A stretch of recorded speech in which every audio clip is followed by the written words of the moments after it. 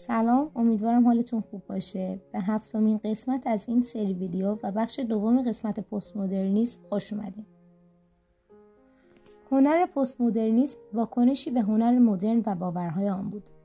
به طور کلی میشه گفت که این هنر خود جنبش‌های متفاوت و سبک‌های خاصی ندارد. شما میتوانید نقاشی‌های پست مدرنیستی ولی با سبک‌های از جنبش‌های مدرنیسم ببینید. ولی آنها پیرو قاعده و هدف پست مدرنیسم طراحی شده‌اند. هنر پست مدرن تشکیل شده از یک سری قواعد است، از جمله از بین بردن مرزها، مرز بین هنر و زندگی روزمره، هنر فاخر و هنر عامه پسند و همچنین مرز بین سبک‌های مختلف هنری را از بین میبره. بازی با مفاهیم، معناها و نمادها بازی میکنه و اغلب طعنه‌آمیز و کنایه زنه. استفاده از کلاژ و تلفیق، از ترکیب عناصر و سبک‌های مختلف برای خلق آثار جدید استفاده میکنه. به نقد فرهنگی مصرفی، رسانه‌ها و ساختارهای قدرت میپردازه. هیچ سبک واحد و مشخصی نداره و تنوع زیادی در آثار اون دیده میشه. به طور کلی هنر پست مدرنیسم دنبال شکستن قواعد و سنت‌های هنری بود و به هنرمندان آزادی عمل بیشتری برای بیان ایده‌ها و دیدگاه‌های خود داد. این هنر همچنان در حال تحول و دگرگونی است.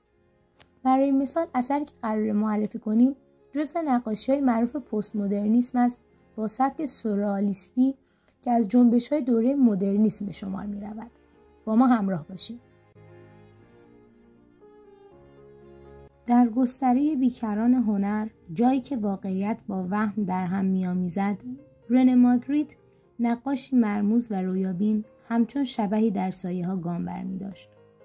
او که در سالهای پایانی قرن 19 در بلژیک زاده شد، از همان کودکی در دنیایی از معما و ابهام غوطه‌ور بود. مرگ ناگهانی مادرش که در رودخانه افتاد و غرق شد، زخم عمیقی بر روح او نهاد و شاید همین حادثه بود که او را به سوی دنیای سورئالیسم سوق داد.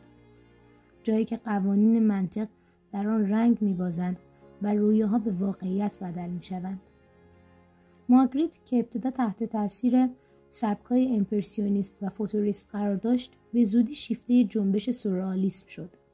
این جنبش که در دهه 1920 در پاریس شکل گرفته بود، هنرمندان را به کاوش در ناخودآگاه و رهایی از قید و بندهای عقل دعوت می‌کرد. ماگریت که خود نیز دغدغه‌های عمیق در باب هویت و واقعیت داشت، این دعوت را با جان و دل پذیرفت. او با خلق آثاری که اغلب با ابهام و پارادوکس همراه بودند، به چالش کشیدن درک ما از واقعیت پرداخت. در نقاشی‌های ماگریت، اشیاء روزمره در موقعیت‌های غیرمنتظره قرار می‌گرفتند. مقیاس‌ها به هم می‌ریختند و مرز بین واقعیت و رویا محو می‌شد. او با این کار به نوعی مفهوم پست مدرنیسم را پیش از آن که به طور رسمی مطرح شود به تصویر می‌کشید.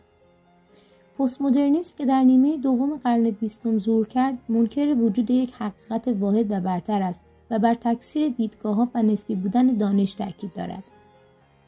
ماگریت نیز با آثارش همین رویکرد را به ما یادآور می‌شود. هیچ چیز آنطور که به نظر می‌رسد نیست. یکی از مشهورترین آثار ماگریت تابلو پسر انسان است. در این نقاشی مردی با کت و کلاه لبه‌دار رو به ما ایستاده است. چهره او با سیبی که جلوی صورتش قرار گرفته پوشیده شده است.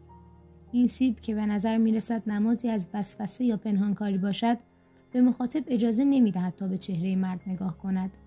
گویی ماگریت در این تابلو می‌خواهد به ما بگوید که هرگز نمی‌توانیم به طور کامل به هویت و حقیقت دست پیدا کنیم.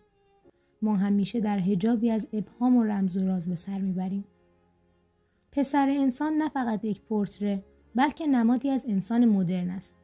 انسانی که در جهانی پر از ابهام و تناقض به دنبال هویت خود می‌گردد. این تابلو که به نوعی طعنه به مفهوم انسان برتر دارد، مخاطب را به تفکر وامی دارد. ماگریت با این اثر نه تنها ما را به دنیای سورئال خود دعوت می‌کند، بلکه ما را به سفری درونی نیز فرا می‌خواند. سفری به اعماق وجود خودمان، جایی که واقعیت و رویا، آگاهی و ناخودآگاه در هم تنیده شدند.